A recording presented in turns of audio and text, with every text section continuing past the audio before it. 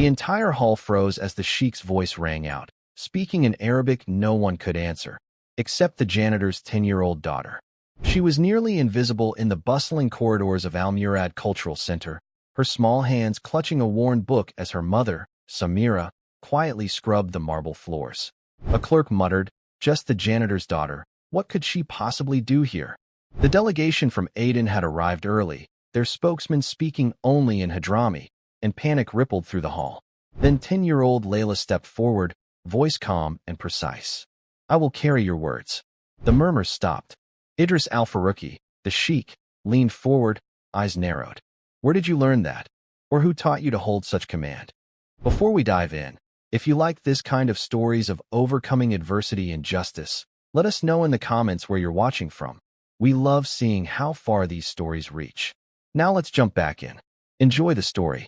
In a hall filled with voices, one pair of eyes never looked up. The maid's daughter moved quietly among them, her presence so slight that most forgot she was even there. Yet every small step she took carried a weight of silence, a silence that hid more than it revealed. The morning light filtered through the tall windows of Al-Murad Cultural Center. The air smelled faintly of dust and polish, the kind that clings to marble floors cleaned by tired hands before dawn. The clatter of shoes and the low hum of conversation filled the vast hall.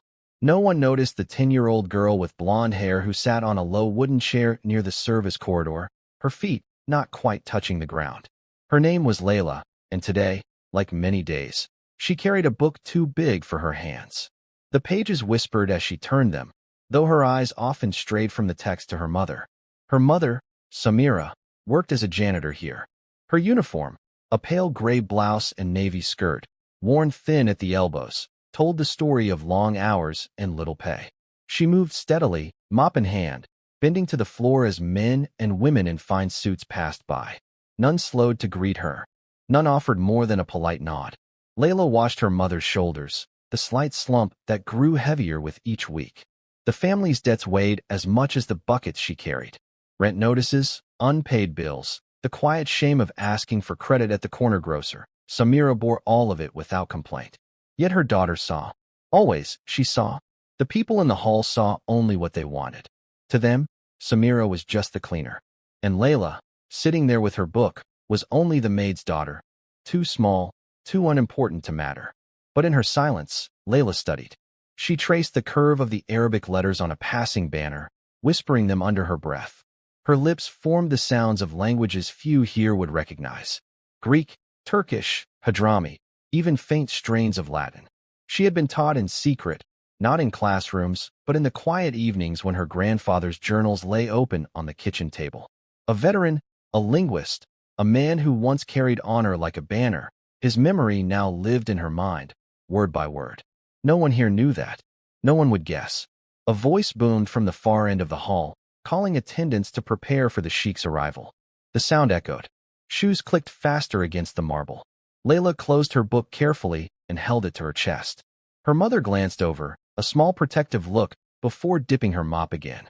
The day had only begun. For now, the rhythm of work and routine kept them hidden in plain sight, as if nothing extraordinary could ever break through. The bell over the side door rang faintly as another worker entered.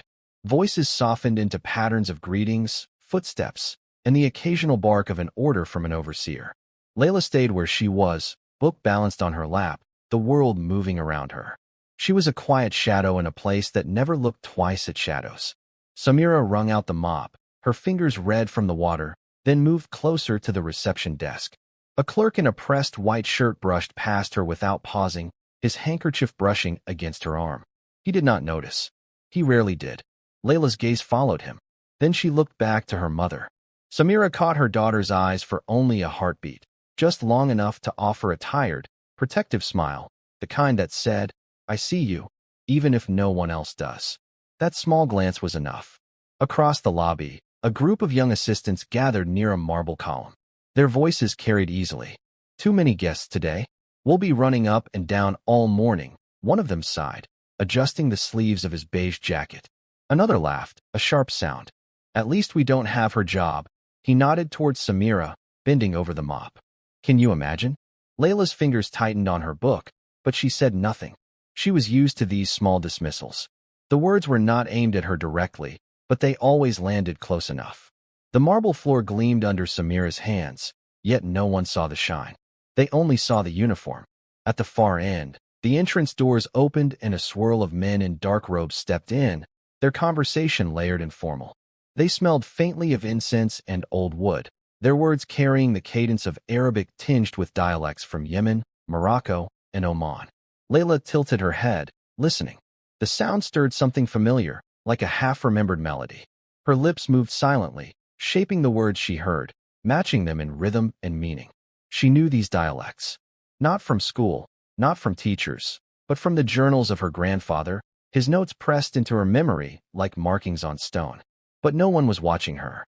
Not yet. Samira glanced again toward her daughter. She moved her bucket closer, as though to draw a protective circle around the little chair where Leila sat. The clock struck the quarter hour. A hush swept the room for a moment, brief but noticeable. The sheikh was near. The crowd straightened coats and adjusted collars.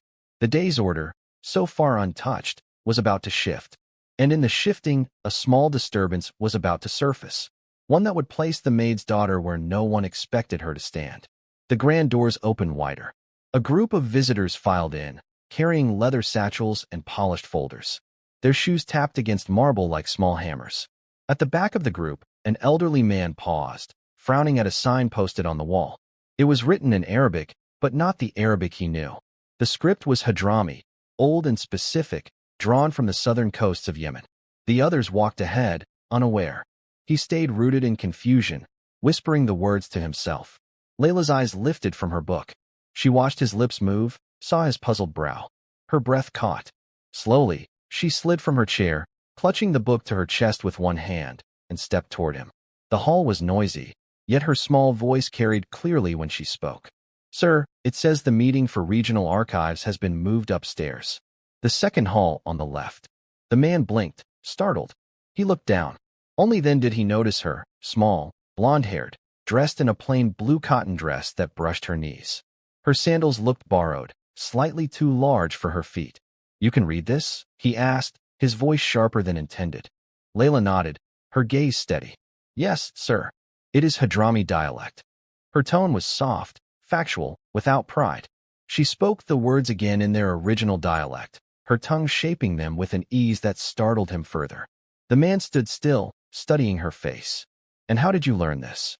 Leila's fingers tightened against the spine of her book. For a moment, she thought of her grandfather, of nights lit by a single lamp, his voice steady as he traced characters on paper, explaining sounds older than both of them. She thought of her mother, sitting silently nearby, mending a shirt or peeling potatoes, listening but never interrupting. "I was taught," Leila said simply. Behind them, Samira had stopped mopping. Her shoulders stiffened, and her eyes narrowed, watching carefully. She knew this moment. She had feared it, and yet she had hoped for it. The elderly man glanced toward the others in his group. They had stopped now, curious. Whispers rippled. "A child? Speaking Hadrami? Strange," one murmured. "She is just the cleaner's daughter." Leila heard it, but did not flinch. Her eyes remained on the man before her, waiting quietly. He gave a small nod, adjusting his robe. "Thank you, little one." His voice softened, almost respectful now. "Without you, I would have lost myself in these halls." Leila stepped back toward her chair, the weight of many new eyes following her. The silence around her was different now, less invisible, more questioning. And in that silence, another figure noticed. Not just noticed, but began to watch. High above, on the second-floor balcony, Sheikh Idris Al-Farouqi stood with his advisors. He was a tall man in his late 60s, his beard silvered at the chin, his robe of deep indigo edged with gold. He leaned on a carved cane, though he walked without needing it, a habit inherited from years of ceremony rather than frailty. He had been listening. He had seen the child speak to the lost visitor. And though the sheikh's face rarely revealed thought, his eyes, sharp, dark, steady, narrowed slightly. A pause, that was all. But a pause noticed by those near him. "Something wrong, Your Excellency?" an aide asked in a low voice. Idris did not answer at first. His gaze lingered on the girl. Blonde hair, plain dress, small shoulders held steady, unlike most children. He had seen countless crowds, countless supplicants. But the composure of this one stirred something in him, a question without name. "No," he said finally. His voice was calm. Not wrong. Interesting. Below, Samira resumed her work, dipping the mop into the bucket, pressing harder than needed. The water splashed against her wrists. She felt the weight of eyes above, though she dared not look up. Her heart tightened. Had her daughter drawn too much attention? Attention could be blessing, or it could be danger. Leila, unaware of the shift above, had returned to her chair. She opened her book again, her lips moving in silent rhythm, whispering words from yet another tongue. To her, the sounds were a comfort, anchors to the memory of her grandfather's voice. But the sheikh kept watching. He noticed how she held the book, careful, almost reverent, unlike most children who turn pages too quickly. He noticed how she sat, not slouched, but upright, shoulders aligned, as though discipline were woven into her bones. These were not small details. They spoke of training, of lineage, of something hidden. Around him, his advisors continued their chatter about documents, signatures, and visiting scholars. But Idris heard none of it. His cane tapped once against the marble railing, a soft signal. One of his men stepped closer. "Keep an eye on the child," Idris said quietly. The man bowed slightly, and as the sheikh's attention turned toward her, the path of this ordinary day began to bend, ever so slightly, toward the unexpected. The hall grew noisier as the visitors settled into their meetings. Papers shuffled. Footsteps echoed against the marble. Yet amid the busyness, one figure detached from the flow. He was a man in his 40s, dressed in a cream-colored thobe and dark vest. His name was Omar Karim, a mid-level advisor to Sheikh Idris. He was known for his sharp eyes, for the way he could weigh a person without speaking more than a sentence. Omar walked with deliberate calm, not rushing, not wandering. His path curved toward the service corridor where Leila sat with her book. Samira noticed first. She straightened, wringing out her mop until her knuckles whitened. Her eyes flicked to her daughter, then back to the approaching man. She stayed silent, but every part of her was alert. Omar stopped near the chair.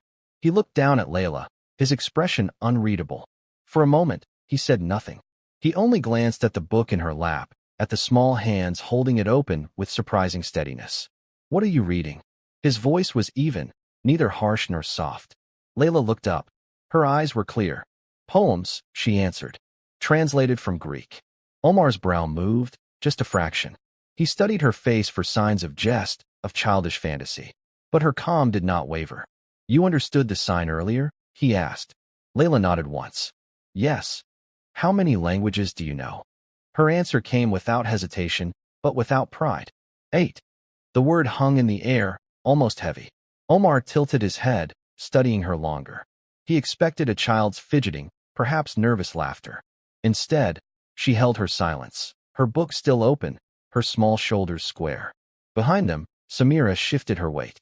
She longed to step forward, to shield her daughter with words, but she stopped herself. Leila's composure asked for space, not interruption. Omar's gaze softened, though only slightly. "Who taught you?" Leila hesitated. The memory of her grandfather's journals flickered in her mind.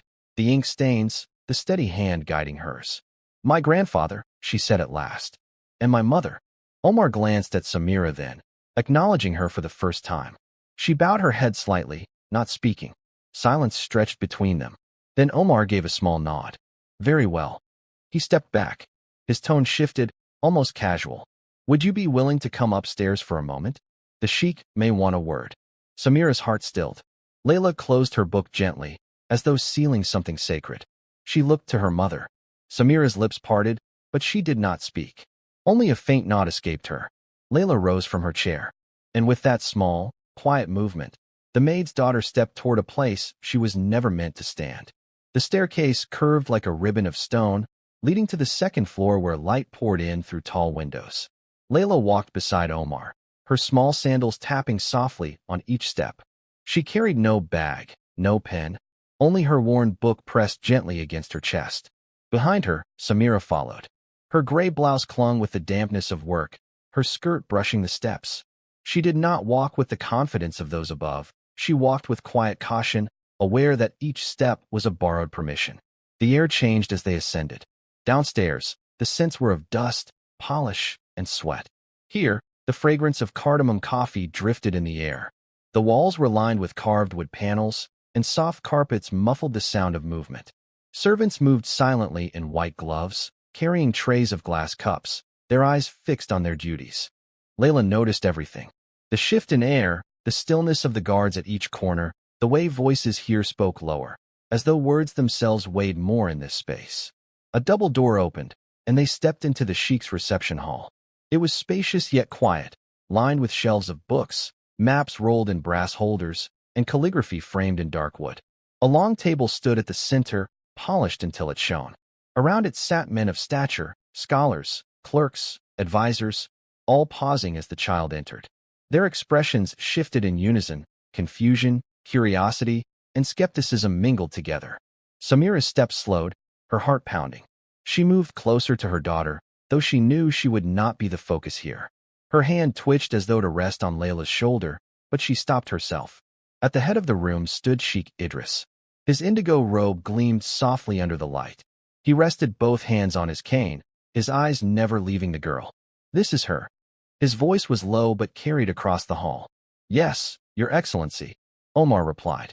Leila bowed her head politely. "Good afternoon, Sheikh."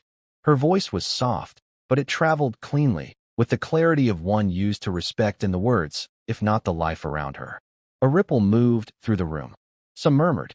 Others scoffed quietly. Idris raised a hand, silencing them. His gaze lingered on her longer than on anyone else present. He noticed her composure, the stillness rare in children.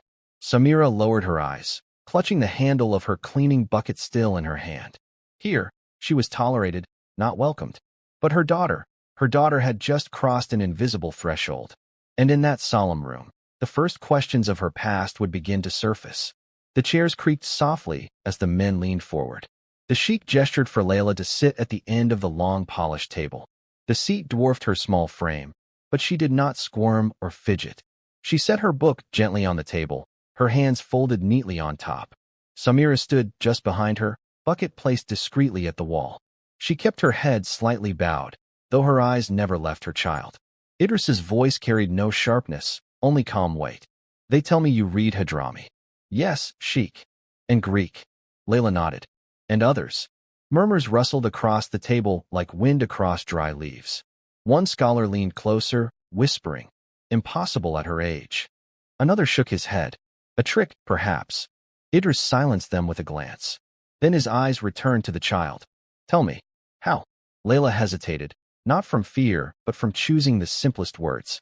"My grandfather was a soldier and a teacher. He traveled many lands. He wrote what he saw, what he heard. He left journals." Her small fingers brushed the edge of her book, as though it, too, carried his presence. "He showed me letters when I was little. My mother read to me when he no longer could." Samira's throat tightened. She had not expected to be named in this grand hall. For a second, her eyes met Idris's. She gave the smallest nod, confirming what her daughter had said. The sheikh's brow moved slightly. "Your grandfather's name?" Leila lifted her chin a little. "Colonel Marwan al-Haddad." The name stirred the room. A few older men exchanged glances, whispers laced with recognition. Marwan, the veteran who once trained interpreters for border missions, the man who spoke with diplomats as easily as with soldiers, a man who vanished from public record after war's end, buried in silence and death. Idris leaned heavier on his cane. His eyes softened, but only for a fleeting moment. "I knew of him." Leila bowed her head once in respect. She did not smile, did not glow with pride. She carried the name like a steady weight, not a banner. Samira's hand brushed the fabric of her skirt. She remembered nights when Marwan coughed blood into a rag but still insisted on reciting foreign verses to his granddaughter. She remembered selling her jewelry to buy ink and paper when money was gone. She remembered, but she stayed silent. Around the table, skepticism remained. Yet curiosity had now taken root. And with the seed of her lineage planted, the deeper layers of sacrifice and persistence would begin to unfold. The silence in the sheikh's chamber stretched. The name Marwan al-Haddad had pressed into the air like a seal on wax, difficult to ignore, impossible to erase. Idris leaned slightly forward, the gold of his robe catching the light. "Your grandfather taught you, but he passed when you were young, did he not?" Leila's voice was steady, though softer now. "Yes, I was 6. He left his books, his journals. My mother kept them safe." All eyes shifted briefly to Samira. She stood behind her daughter, her mop handle resting against the wall, her gray blouse clinging to her shoulders with faint stains of water. She did not speak, but her face held the truth. Leila went on. After he was gone, there was no money for school. My mother worked. She cleaned. She carried. I read by myself. I copied his notes until the pages tore. The child's words were not a performance. They carried no complaint. They were simple facts, spoken without self-pity, the way soldiers report a march. One of the advisors scoffed under his breath. Children read stories, not dialects of the desert. Leila turned her head slightly toward him. Her small chin lifted, not defiant but precise. Children read what is given to them. My mother gave me pages of men long dead. I read until I understood. The scoff died. The man looked away. Samira closed her eyes for a moment.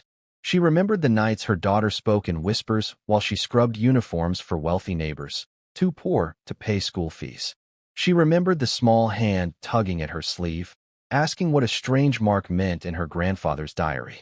She remembered answering with honesty, even when she herself did not know.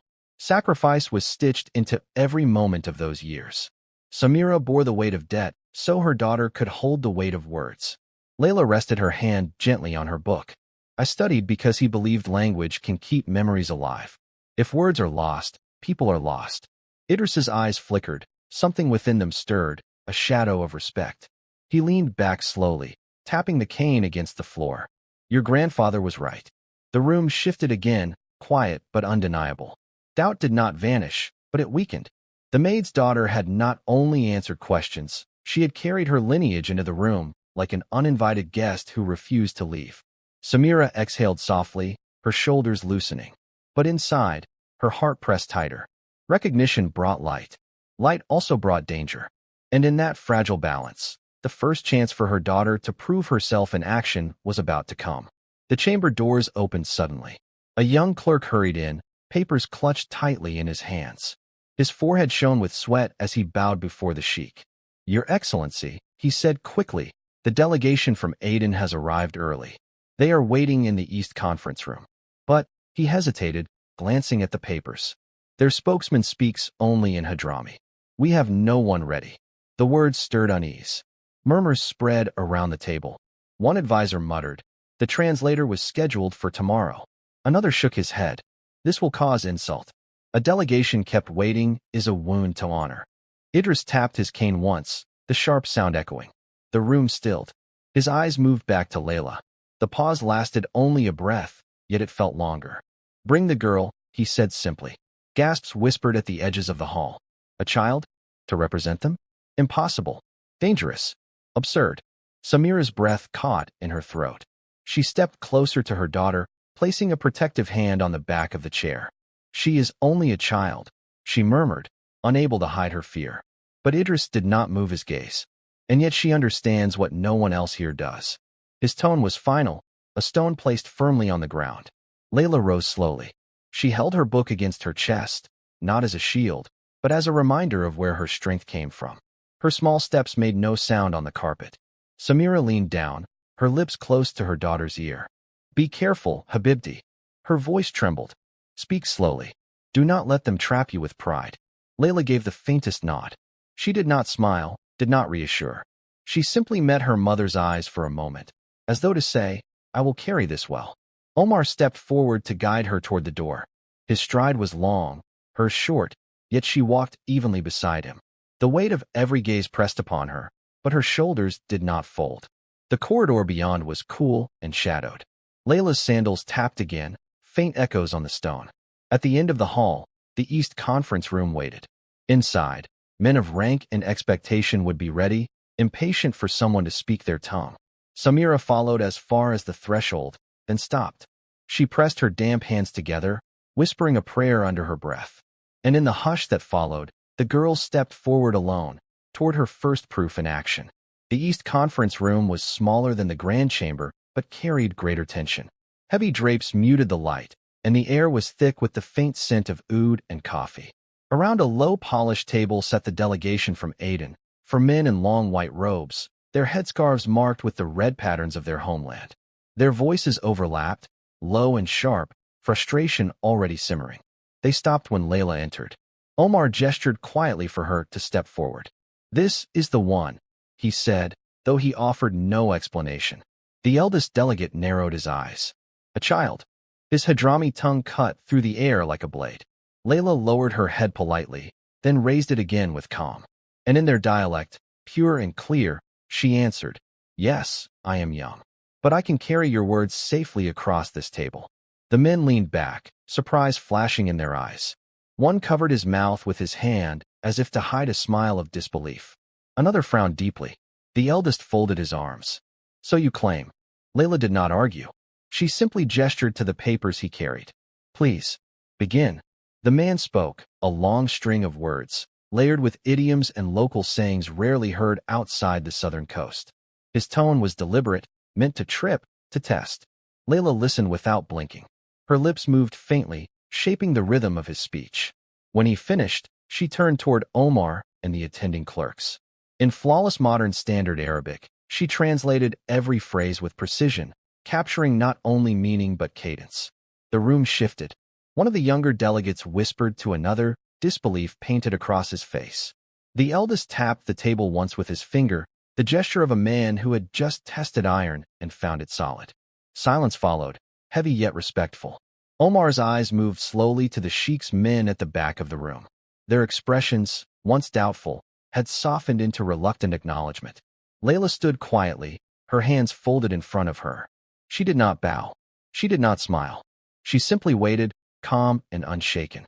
Outside the doorway, unseen but listening, Samira pressed her hands together tighter.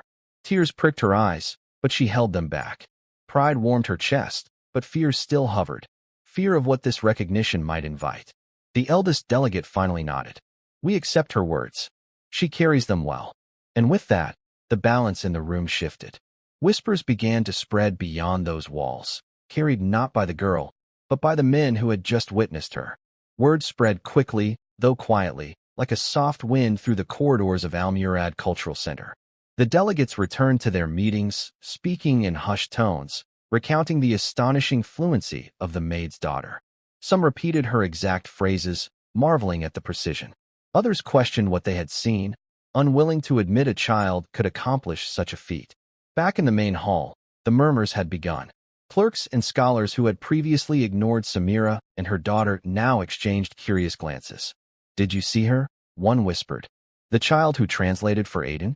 Remarkable." Another shook his head slowly. "I wouldn't have believed it, had I not heard the words myself." Leila sat quietly in her chair, back in the service corridor, book once again resting in her lap. She did not boast. She did not lean forward to see the effect. But she felt the change in the air. Eyes lingered longer than they had before. Conversations dipped lower when she passed. Samira's hand brushed the edge of the mop bucket. Her pulse thrummed in her throat. She heard fragments of gossip from passing clerks. Admiration, yes, but also thinly veiled resentment. One of the junior assistants muttered under his breath, "A child? And a janitor's daughter." The word stung, but Samira's gaze softened on her daughter. Let them talk, she thought. Let her walk the path she earned. Outside, in the hallways where servants and custodians moved, news spread like sparks across dry wood. The ones who had once dismissed the pair began to glance with new awareness. Doors opened slightly longer when Leila passed. Chairs were shifted without comment to give her space at the edge of gatherings. Respect, subtle and quiet, began to appear in gestures rather than words. Omar Karim returned briefly to check on her. He nodded once, silently approving. "Well done," he murmured.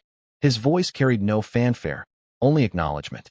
Leila looked up briefly at her mother. Samira's eyes were bright, yet restrained, pride hidden behind habitual caution. No words were needed. Each knew the other had survived the scrutiny of strangers today, had walked through disbelief with composure. Even the Sheikh's presence, distant and formal, felt heavier in her awareness. Idris had not yet spoken to her directly again, but she sensed that he watched, recording each moment, each subtle gesture.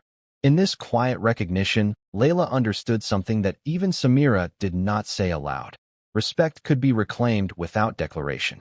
It arrived silently, in the shift of posture, the tone of whispered conversations, the reluctant admiration of skeptics. And as the afternoon sun tilted through the tall windows, painting the marble with long golden lines, the first seeds of acknowledgement had taken root. Soon, The first direct recognition from the highest authority would follow, one that would move them beyond whispers into the light of opportunity. Sheikh Idris Al-Farouqi sat at the head of the long table, his indigo robe glowing softly in the late afternoon light. His eyes were steady, sharp, and focused entirely on the small figure before him. Leila, standing at the edge of the table, held her book close. Her posture was perfect, not defiant, not humble, simply composed. Idris's voice was calm, carrying the weight of authority and observation. "Leila," he said, using her name for the first time in the room. "I have watched your work today." Her lips parted slightly, but no sound came. "You have served others who could not guide themselves," he continued. "And yet you understood, you interpreted, you carried meaning where others failed. You have a rare gift, and it deserves more than whispers." The room was still. Every advisor, every clerk, every attendant felt the gravity of the statement. Leila's gaze flicked briefly to her mother. Samira's hands rested lightly on her mop, but her fingers twitched imperceptibly, gripping nothing, holding her place as guardian and witness. Pride shone quietly in her eyes. Idris leaned forward on his cane. "I will offer you guidance, access to lessons, and mentorship, not as a favor, but as recognition of your ability." Leila's fingers tightened slightly around her book. She did not speak immediately. The weight of decision pressed upon her, the chance to step beyond her world, the awareness that her life could change in subtle yet profound ways. Samira cleared her throat softly. "Your Excellency," she said carefully, "how can I be sure she will not be exploited? That she will not simply become a token?" The Sheikh's eyes softened toward her, acknowledging her caution. "She will not. The opportunity is hers to earn and shape. You will remain close. Protection is yours, but the path is hers." Leila lowered her head briefly, the smallest nod confirming both gratitude and comprehension. She was not seeking mercy, nor favor, only a place where her skill could be recognized and cultivated. Omar Karim stepped back, his expression unreadable but respectful. Around them, murmurs remained muted. Everyone present felt the shift. The maid's daughter had moved beyond invisibility. Samira inhaled quietly, releasing tension she had carried for years. For the first time, she felt the contours of a future she could not have imagined. Idris's voice cut softly through the silence again. "The lessons will begin tomorrow. Your mother may accompany you, and you will continue to serve those who need your skills most. But now, your gift is acknowledged. Use it well." Leila straightened. She did not smile. She did not bow extravagantly. She simply stood there, composed, aware that her quiet strength had been recognized at last. And with the Sheikh's words, the doors to a world previously forbidden began to open. The next morning, sunlight spilled over the polished floors of the upper chamber. Leila walked beside her mother, Samira, whose simple gray blouse now seemed a quiet contrast to the rich tapestries and dark wooden panels around them. Omar Karim led the way, opening a heavy door that revealed a room where adults usually conducted matters of state. Scholars, clerks, and advisors were already seated. Their papers, pens, and maps lay arranged with meticulous order. When their eyes settled on the child entering, murmurs rippled across the room. Leila held her book close, her sandals making soft, even taps against the marble. Her posture was upright, her head steady. She did not run or fidget. She did not try to charm anyone. She merely stepped into a space she had never been allowed to occupy and carried herself as if she belonged. Samira followed quietly behind, aware of every gaze, every subtle gesture. She adjusted the hem of her skirt, but did not call attention to herself. She was here only to guard, not to lead. Idris's voice rose above the quiet murmurs. "Leila, please, sit here." He motioned to the end of the table. The seat was larger than she had imagined, the surface polished to a mirror sheen. Leila settled into the chair carefully. Her small feet barely touched the floor, but she did not fidget. Around the table, men and women exchanged glances, some skeptical, some astonished. A few straightened their backs, as if the child's presence demanded a re-evaluation of rank and ability. "Today," Idris continued, "you will observe, and you may contribute when you see fit. Speak only when necessary." Leila nodded. Her hands rested atop her book, folded neatly. She observed quietly, taking in the papers, maps, and whispered exchanges of strategy. She noted the subtle gestures, how one advisor adjusted his notes before speaking, how another softened a tone when addressing a superior. Samira watched her daughter closely. Pride and worry mingled in her chest. She realized that this child, once invisible in the corridors, now commanded attention without demanding it. A scholar whispered to another, "She reads the room as easily as she reads words." Leila caught nothing of the comment. Her eyes remained on the flow of conversation, her mind quietly tracing meanings, patterns, and connections others had missed. Omar stood at the edge of the room, eyes flicking to Idris, then back to Leila. The sheikh had chosen wisely. This child did not stumble under attention. She absorbed it. She held it. And when the first real challenge arrived, all eyes would turn toward her, and she would not falter. A message from the northern delegation had been misinterpreted, a small error that could snowball into insult. Documents were incomplete, agreements misaligned.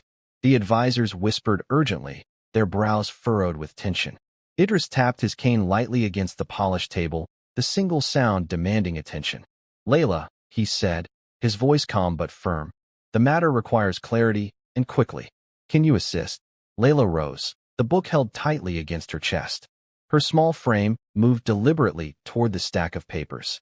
Around her, the adults shifted uncomfortably, unsure how much authority to grant a child. Some leaned back, arms crossed, waiting to see her falter. Samira stood behind, hands clasped lightly, heart tight. She would not intervene unless absolutely necessary. This was her daughter's moment, one she had earned through years of quiet preparation and discipline. The Northern delegation's letter was full of idioms and subtle cultural references, layered in dialects that shifted mid-sentence. Even the most experienced interpreters would hesitate, needing minutes to parse. Leila studied the text, lips moving faintly as she traced each word, each phrase.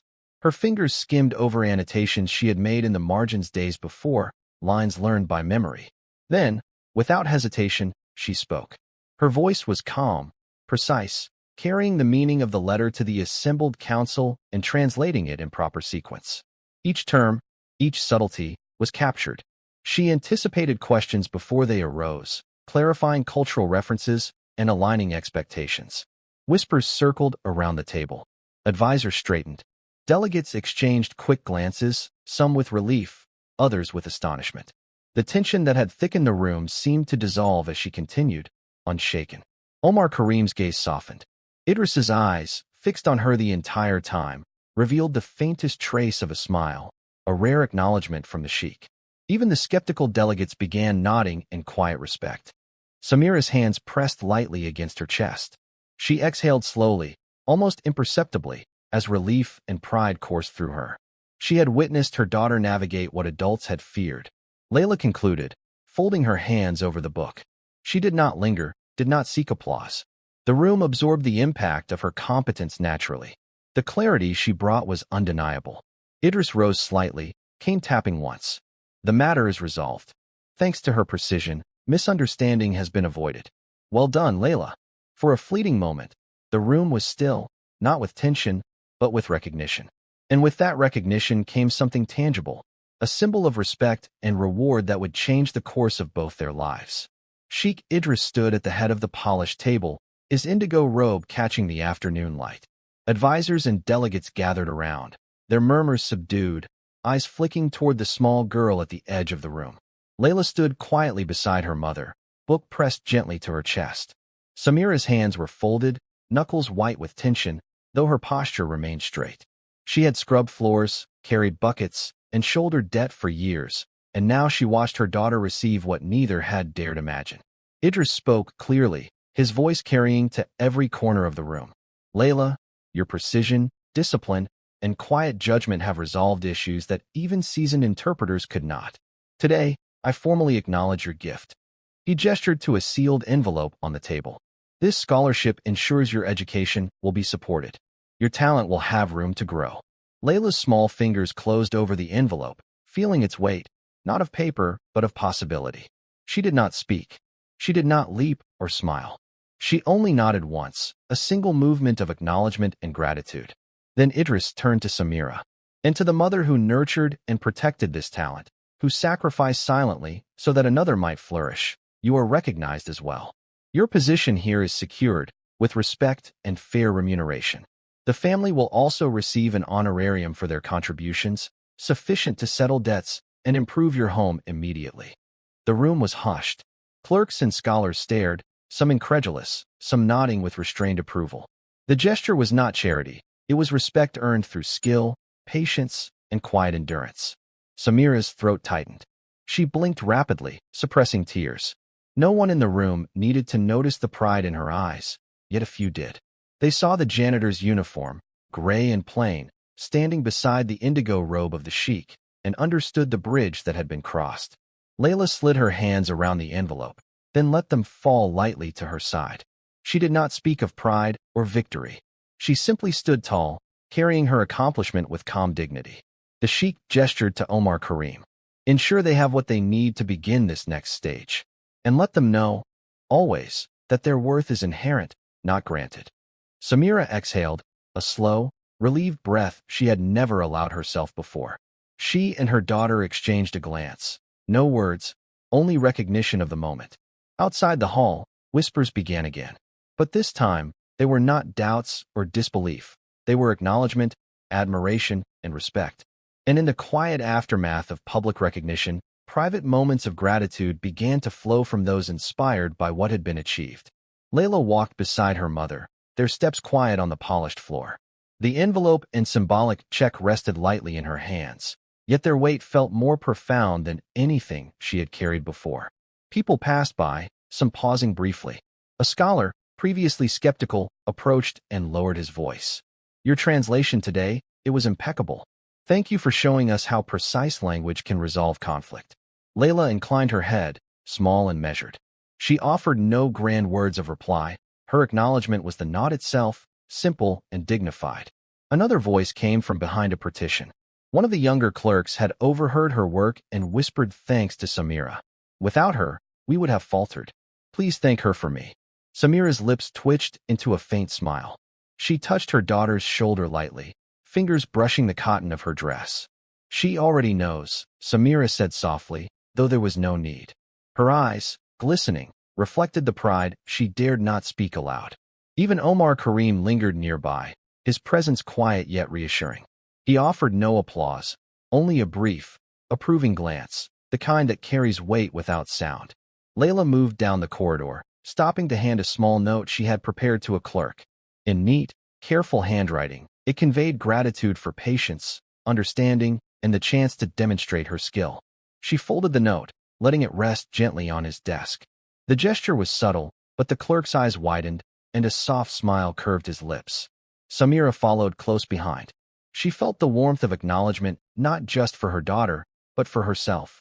Years of unnoticed work, the heavy nights, the moments when she carried both child and debt, they were recognized indirectly, quietly, in gestures and gratitude she had never anticipated.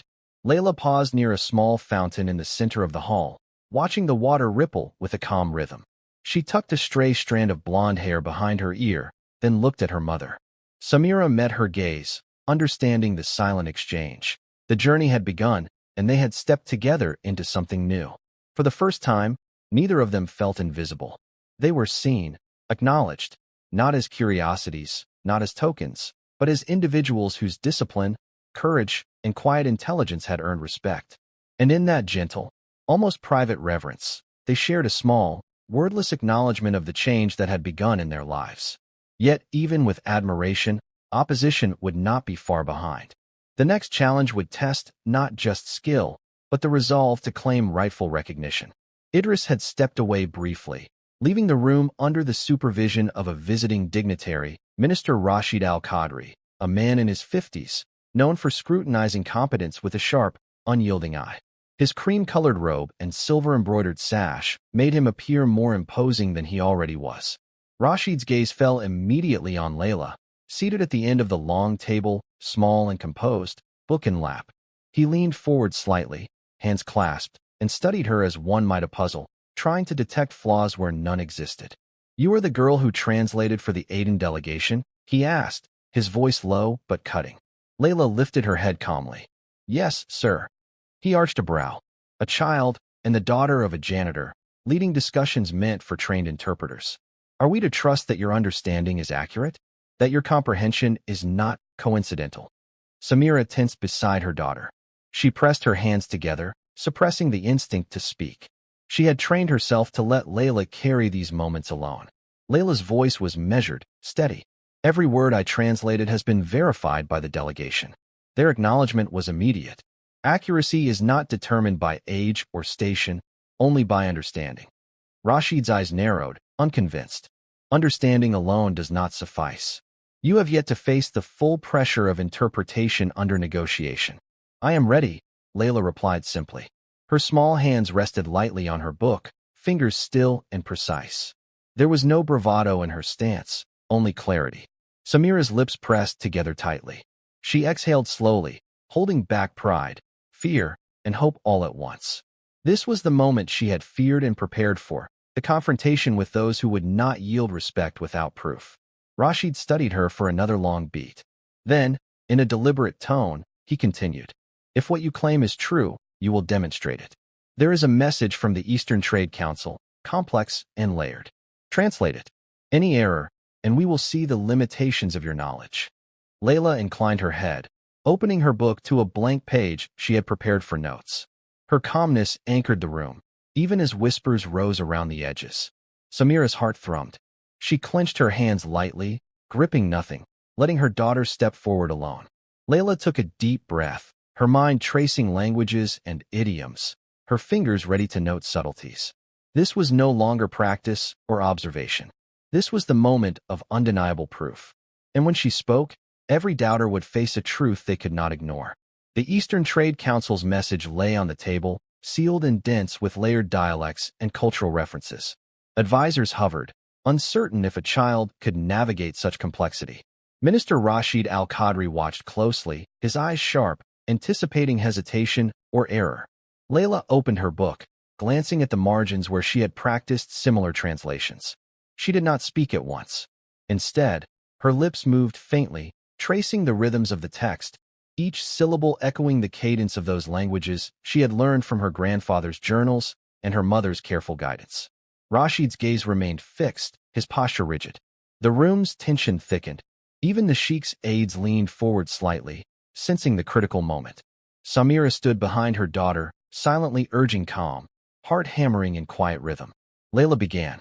Her voice was small but clear, precise in tone, translating every idiom, every subtle phrase into modern standard Arabic. She anticipated ambiguities, clarified meanings without hesitation, and conveyed nuances that even trained interpreters might have missed. The council members, initially skeptical, leaned closer. Eyes widened, heads tilted. The complexity of the document had been fully preserved and communicated flawlessly. One delegate whispered to another, almost incredulous, "A child, and yet, perfect." Rashid's eyes narrowed, then softened. He frowned slightly, studying her, measuring the impossibility against the reality. Leila's translation continued, smooth, confident, and exact. Even the pauses of speech were intentional, giving the text its proper weight and cadence. Samira's hands unclenched slightly, relief warming her chest, though she remained still. She had taught her daughter resilience. Yes, but this was the moment where the world would have to acknowledge it. Finally, Leila concluded. She folded her hands neatly over the book, her expression calm and unreadable. She did not seek applause. She did not smile. She simply waited. A silence stretched across the room, heavy with astonishment. Then, Rashid exhaled slowly, a hint of a nod forming. "It appears. I was wrong," he admitted quietly. "You have succeeded where even experienced interpreters might falter. Your understanding is beyond question." The room shifted. Advisors straightened. Delegates exchanged cautious glances. Recognition replaced doubt. Samira's eyes glistened with unspilled tears. Relief, pride, and quiet joy mingled, visible only to those who looked closely. She had watched her daughter claim the proof she had earned through years of unseen discipline and sacrifice. Omar Karim stepped forward, giving a small, approving nod. Idris, though absent at the moment, had already set the precedent. Respect was earned, not granted. Leila remained composed, aware of every gaze, but unshaken. This was not triumph for attention, nor a display of vanity. This was a quiet declaration of competence, discipline, and inherited legacy, impossible to deny. And with opposition transformed into undeniable truth, the next step would be to share the lesson with those who would listen and remember. A smaller audience had gathered, advisors and junior clerks leaning forward slightly, their expressions open, curious, awaiting the words of the child who had turned skepticism into acknowledgement. Leila stood near the polished table, book folded neatly in her hands. She did not raise her voice unnecessarily. She did not gesture with flourish. Her presence alone demanded focus. I have learned, she began softly, measured, each word deliberate, that the value of a person is not determined by the work they perform, nor by the place they are born. It is measured by the care, discipline, and attention they bring to their tasks, no matter how small. Heads nodded. A few pens paused mid-scribble, papers left untouched. The simplicity of the words carried weight, the resonance of truth built over years of quiet observation and learning. Samira stood at the back, hands folded lightly. She allowed her daughter this space fully. No words from her were needed. She was the silent witness of the lesson in action, of endurance rewarded. Leila continued, her voice steady, unwavering. I have seen people overlooked, dismissed, underestimated. I have seen the work of those who go unseen, who labor without recognition. But knowledge, skill, and patience cannot remain hidden forever. They will be seen if nurtured with care. A young clerk whispered to his neighbor, she speaks with the clarity of someone who has lived it. Leila's gaze swept briefly across the room, pausing on each listener, not accusing, not demanding, only illuminating. Respect is not given lightly. It is earned through consistency, honesty, and discipline. And when it is recognized, it changes not just one life, but the lives of all who surround it. No flourish, no applause. The room absorbed the lesson quietly, the impact felt in posture, in lowered murmurs, in the subtle adjustment of demeanor. Samira's eyes glistened. Her daughter had grown beyond needing protection from skepticism, beyond needing anyone to speak on her behalf. Yet she remained present, a calm shadow of unwavering support. Leila closed her book gently, placing it on the table. She inclined her head slightly, not in triumph, but in acknowledgement of those who had listened. A few minutes of quiet passed. The room remained hushed, the lesson sinking in without ceremony or clamor.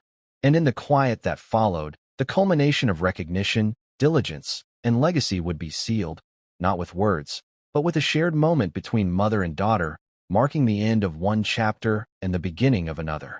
The small home they had returned to felt different somehow. The walls, once plain and tired, seemed lighter in the afternoon sun that streamed through the modest windows. Dust motes danced lazily in the golden light, highlighting corners that had known years of labor and wear. Samira stood in the kitchen, gray blouse replaced by a clean, crisp top gifted through the Sheikh's acknowledgement. She folded away her old janitor's uniform carefully, each crease pressed with reverence. It was not just fabric, it was a symbol of endurance, of years spent unseen, yet unwavering in care. Today, it would rest folded, never to be worn in service again. Leila sat at the small table, the scholarship letter and the symbolic check resting before her. Her fingers traced the edges, careful not to crease them. They were more than paper. They were tangible proof that diligence, skill, and quiet courage could transform a life. Samira approached, placing a hand lightly on her daughter's shoulder. Leila looked up, meeting her mother's gaze. No words were needed. The acknowledgement passed between them silently, of struggle endured, lessons learned, and greatness born from obscurity. They shared a quiet embrace, brief but profound. Samira's eyes glistened, and Leila's small frame carried both strength and humility. Together, they had walked from invisibility to recognition, not through spectacle, not through force, but through discipline, presence, and truth. Leila lifted the scholarship letter and the check slightly, holding them together. We did it, she said softly, not in triumph, but in quiet reflection. Samira nodded. We did. And this is only the beginning. Her voice trembled slightly, not from fear, but from a lifetime of hope finally realized. Outside, the sounds of the neighborhood continued, children laughing, merchants calling, the rhythm of daily life. Yet within these walls, time felt paused, sacred. The ordinary had been transformed through extraordinary patience and talent.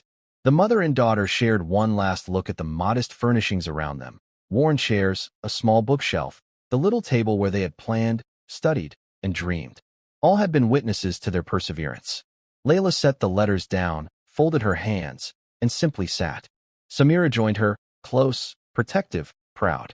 No applause, No recognition beyond their quiet home was necessary. The moment belonged entirely to them. And in that silence, a truth settled softly. Greatness can rise from the most overlooked places. When it is recognized, it reshapes not just one life, but the world around it. Respect reclaimed through skill, patience, and integrity has the power to lift families, communities, and legacies. Together, they sat, not as maid and daughter, not as janitor and child, but as two witnesses to a life transformed, a quiet triumph that would resonate far beyond the walls of their home. Thank you for following this story. If you enjoyed it, please subscribe and share your thoughts below. Where are you watching from? Let us know in the comments. Stay tuned for more immersive stories.